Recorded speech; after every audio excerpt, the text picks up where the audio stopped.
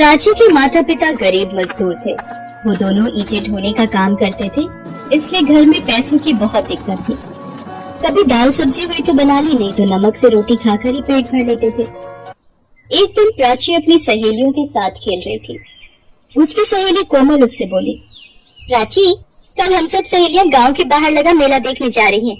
तू भी हमारे साथ चल मेला देखने, पर मुझे पहले माँ बापू से पूछना पड़ेगा। ठीक है, शाम तक पूछकर बता देना, वरना हम सब चले जाएंगे। प्राची घर जाती है और मेले में जाने की बात करती है। माँ, कल कोमल और मेरी बाकी सहेलियां गांव के बाहर मेला देखने जा रही हैं। मुझे भी उनके साथ जाना है। प्राची, तुझे तो पता है आजकल तेरे बापू और मुझे मजदूरी का काम नहीं मिल पा रहा है, और जो थोड़ा बहुत काम मिलता है उसमें बहुत कम पैसे मिल पाते हैं। मेले में जाने के लिए तुझे कम से कम 50 रुपए की तो जरूरत पड़ेगी ना। माँ, मैं वहाँ से कुछ भी नहीं खरीदूंगी, बस ऐसे ही घूम कर लौट आऊंगी। मालती, अगर प्राची जाना चाहती है तो उसे जाने दे। हमारी बच्ची वैसे भी हमारे साथ कहीं घूमने नहीं जाती है। प्राची, तो कल मेले में घूम आना। सच बापू? आप बहुत अच्छे हो। ये ले, तो ये 20 रुपए रख ले और अपने लिए वहाँ से कुछ खरीद लेना। प्राची को 20 रुपए देते हुए उसके पिता और माँ की आंखों में आंसू आ जाते हैं।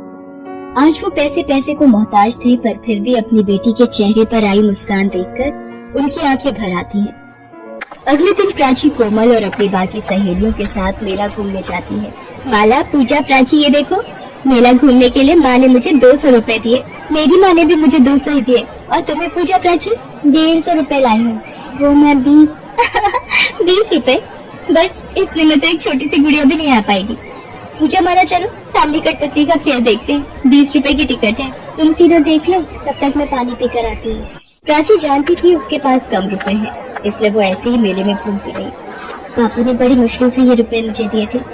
मैं इन रुपयों से घर के लिए कुछ खरीद लेती हूँ। पर यहाँ तो कुछ भी नहीं दिख रहा है। ऐसा क्या हुआ प्राची? तूने तो ना ही कुछ खाया और ना ही कुछ खरीदा। हम देख कितना कुछ खरीद लाए, इतनी सारी खिलौने, चूड़ियाँ, पर तेरे पास तो पैसे ही नहीं थे। अब चल, बहुत देर हो रही है, हम सब घर वापस चलते हैं। प्राची सब सहेलियों के साथ घर वापस आने लगती है। तभी उसकी नजर एक बूढ़ी औरत पर पड़ती है। फूल गोभी ले लो बेटी, आज सुबह से एक भी फूल गोभी नहीं बिकी, तुम्हारी बड़ी मेहरबानी होगी। अगर मैं फूल गोभी खरीद कर ले जाती हूँ तो माँ बहुत खुश होंगी। रात को हम इसकी सब्जी बनाकर रोटी के साथ खा सकेंगे। वैसे भी बापू के पास इतने पैसे नहीं होते कि हम रोजाना ताजी सब्जी बनाकर खा सके। क्या सोच रही है प्राची? जल्दी चल, घर जाने में देर हो गई तो माँ डांट लगाएगी। अम्मा, मेरे पास ये 20 रुपए हैं, आप इनका मुझे गोभी का फूल दे सकते हो? हाँ बेटा, लो, ये गोभी का फूल 20 रुपए का है। मुझे तेरे ऊपर तो हंसी आती है प्राची। तू मेला घूमने आई है और क्या खरीद कर ले जा रही है? गोभी का फूल। सब सहेलियां जोर जोर से हंसने लगती हैं। प्राची गोभी का फूल खरीद कर घर आ जाती है। प्राची बेटा, वो रुपए तो तेरे बाबूजी ने तुझे मेला घूमने के लिए दिए थे, और तूने उन रुपयों से कुछ भी नहीं खाया, ना ही अपने लिए कुछ खरीदा। मेरी बच्ची, वहाँ भी तुझे घर का ही ख्याल आया। मालती, हमारी प्राची सचमुच बहुत समझदार हो गई है। चल, अब तो बैठ, मैं गरम गरम इस फूल गोभी की सब्जी बनाती हूँ, फिर हम तीनों मिलकर खाना खाएंगे। मालती सब्जी बनाने के लिए गोभी काटने बैठती है। गोभी देखने में बहुत बढ़िया और ताजी है।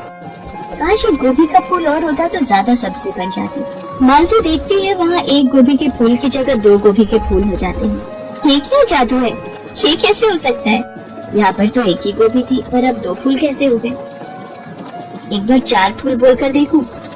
गोभी के 4 फूल मेरे सामने आ जाए। मालती के सामने गोभी के 4 फूल आ जाते हैं। वो हैरान हो जाती है और वो प्राची और उसके बापू को आवाज लगाती है। माँ, ये तो सचमुच जादुई फूल गोभी है। हम जितने भी गोभी के फूल बोएंगे, हमारे सामने उतने ही गोभी के फूल आ जाएंगे। अभी गोभी के फूल में से एक अप्सरा उत्पन्न होती है। घबराओ नहीं, मैं एक अप्सरा हूँ। मैं धरती लोक से गुजर रही थी। मैंने इस प्यारी सी बच्ची को देखा कि किस तरह से ये किसी गरीब की मदद कर रही थी। मेरे से रहा नहीं गया और मैं इस फूल गोभी में वास कर गई और प्राची के साथ यहाँ तक आ गई। मैंने तुम सबकी बातें सुनी और मेरा मन दुख से भर गया। जो दूसरों की मदद करता है वो मनुष्य मुझे बहुत प्रिय है। अब तुम सबको बिल्कुल भी चिंता करने की जरूरत नहीं है। मैं तुम्हें ये जादुई फूल गोभी देकर जा रही हूँ। अब इसकी सहायता से तुम जितनी चाहो उतनी गोभी बाजार में बेच सकते हो। अब तुम्हारे दुख के दिन दूर हो जाएंगे। लेकिन मेरी बात को हमेशा याद रखना, कभी भी अपने मन में लालच मत पनपने देना। इतना कहकर वो अप्सरा वहाँ से गायब हो जाती है। प्राची के माता पिता प्राची को गले लगा लेते हैं। आज उसी की वजह से उनके गरीबी के दिन दूर हो गए थे। अब तो प्राची के माँ बापू शहर की मंडी में फूलगोभी के बड़े व्यापारी बन जाते हैं और अब उनके पास धन दौलत, बड़ा मकान, सब कुछ था। सरिता के जेठ जेठानी स्वभाव के बहुत खड़ूस थे। सरिता का पति बीमार रहता था, इसलिए वो खेती बाड़ी का काम नहीं कर पाता था। इसी बात का फायदा उठाकर सरिता के जेठ राजेश्वर ने सारी जमीनें अपने नाम कर ली और छोटे भाई रामेश्वर को एक बंजर जमीन का टुकड़ा दे दिया। रामेश्वर उस बंजर जमीन के टुकड़े पर कोई फसल नहीं उगा पाता था, इस कारण वो बहुत गरीब हो गए। रामेश्वर पहले ही बीमार रहता था, इस कारण ज्यादा काम नहीं कर पाता था, इसलिए सरिता उसकी इस काम में मदद करती थी। कुछ नहीं मिलेगा सरिता इस जमीन पर। हम जितनी मर्जी खेती कर लें, हल चला लें, पर ये बंजर जमीन हमें कोई फल सब्जी नहीं देगी। राजेश्वर भैया ने हमारे साथ धोखा किया। मेरी बीमारी का फायदा उठाकर मेरे से जमीन जायदाद के कागजों पर हस्ताक्षर ले लिए। क्या करूंगा जीकर इस दुनिया में, जब भाई ही मेरा नहीं रहा। ऐसा ना कहो, आप हो तो मैं हूँ। अगर आपको कुछ हो गया तो मैं भी जीकर क्या करूँगी? मेरा तो कोई भी सहारा नहीं है। चल अब घर चलते हैं, शाम होने को आई है। बंजर जमीन के कारण रामेश्वर बहुत ही परेशान रहने लगा था। घर में खाने को लाले पड़ गए थे। नहीं भाई, इस जमीन के तो मैं तुम्हें कोई दाम नहीं दूंगा। ये तो बंजर जमीन है, अगर मैं तुमसे खरीद भी लूं तो आगे कोई भी नहीं खरीदेगा। मेरा तो नुकसान हो जाएगा भाई। अब क्या करूं, कुछ समझ नहीं आ रहा। घर में खाने के लिए कुछ है नहीं, कैसे घर चलेगा। सुनो जी, अगर तुम कहो तो मैं जेठानी जी के घर से थोड़ी मदद मांग लूं, क्या पता वो मदद कर दे। सरिता, तुम उन्हें नहीं जानती हो। राजेश्वर भैया मेरे सगे बड़े भाई होकर मेरी मदद करने के लिए नहीं आते तो भाभी कैसे मान जाएंगी। रामेश्वर के कहने पर सरिता मालती के घर नहीं जाती, पर एक दिन रामेश्वर की तबीयत बहुत खराब थी। उसका बुखार उतर नहीं रहा था। सरिता को दवाई के लिए पैसों की जरूरत थी, इसलिए उसे मजबूरी में अपनी जेठानी के घर मदद के लिए जाना पड़ा। देख सरिता, अगर तुझे दवाई के लिए पैसे चाहिए तो वो मैं तुझे दे सकती हूँ, पर बदले में तुझे मेरे घर काम करना पड़ेगा। वो ऐसा है ना, मेरी काम वाली आजकल छुट्टी पर है, तो घर के बर्तन, सफाई, झाड़ू पोछा, खाना बनाना करना सब तुझे ही संभालना पड़ेगा। तभी मैं बदले में तुझे पैसे दूंगी। मंजूर है तो बोल।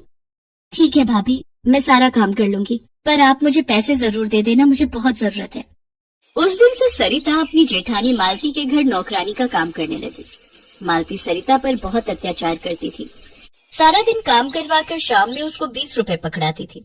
सरिता मजबूर थी, इसलिए वो काम करती रही। एक दिन सरिता अपनी जेठानी के घर काम कर रही थी, तभी एक बूढ़ी औरत वहाँ आई और कुछ मांगने लगी।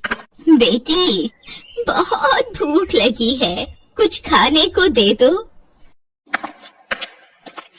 ओ अम्मा, आगे जाओ, ये कोई दान धर्मशाला नहीं है जो यहाँ से कुछ खाने को मिलेगा। पता है अनाज कितना महंगा है। तुम भिखारी और गरीब लोगों को अगर ऐसे ही मैं रोटी सब्जी बांटती रही तो मेरा घर तो जल्दी खाली हो जाएगा। जाओ जाओ, माफ करो। जेठानी जी, लगता है बेचारी बहुत भूखी है। रोटी के डिब्बे में रात की 2 रोटियां रखी है, वो कोई भी नहीं खाएगा। अगर कहो तो वो मैं इन बूढ़ी अम्मा को दे दूं। पता भी है 2 रोटियां कितनी महंगी है। एक शर्त पर देने दूंगी, अगर तू वो 2 रोटियां देना चाहती है तो आज के 20 रुपए तुझे नहीं मिलेंगे, वो तुझे कटवाने पड़ेंगे। कोई बात नहीं जेठानी जी, आप आज मुझे पैसे मत देना, पर इन बूढ़ी अम्मा को कुछ खाने के लिए दे दो। सरिता की जेठानी मालती उस बूढ़ी औरत को रोटी दे देती है और बदले में उस दिन सरिता के पैसे काट लेती है। सरिता शाम को काम खत्म करके जब घर जा रही थी तब वो बूढ़ी औरत उसे दोबारा मिली। बेटी, तुमने मुझ बूढ़ी का पेट भरने के लिए अपनी जेठानी से अपने पैसे नहीं लिए। तुम सचमुच बहुत दयालु हो। जो दूसरों की मदद करते हैं, ईश्वर भी सदैव उनकी मदद करते हैं। पर अम्मा, अब तो मैं बहुत हिम्मत हार चुकी हूँ। कब तक मैं जेठानी जी के ताने सुनूंगी? काश हमारी बंजर जमीन पर खेती हो जाती तो आज हम भी खुशी खुशी जीवन बिता रहे होते। सरिता उस बूढ़ी औरत को अपनी सारी दुख भरी कहानी बताती है। घबराओ नहीं, सब ठीक हो जाएगा। मेरे पास तुम्हें देने को ज्यादा कुछ तो नहीं, पर ये 5 भिंडी है। अपनी बंजर जमीन पर 5 जगह एक एक भिंडी बो देना, फिर अगले दिन तुम्हारे सारे दुख दूर हो जाएंगे। सरिता को 5 भिंडी देकर वो बूढ़ी औरत वहाँ से चली गई।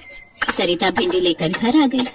बूढ़ी अम्मा के कहे मुताबिक सरिता ने 5 भिंडी अपने बंजर खेत पर अलग अलग बो दी।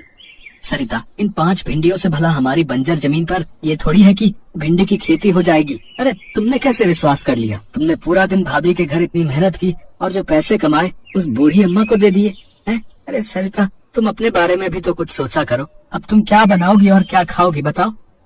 कोई बात नहीं जी, बूढ़ी अम्मा ने प्यार से दी थी। कई बार बड़ों के आशीर्वाद में ईश्वर के आशीर्वाद जितना असर होता है, इसलिए मैंने उन भिंडियों को खेत में बो दिया।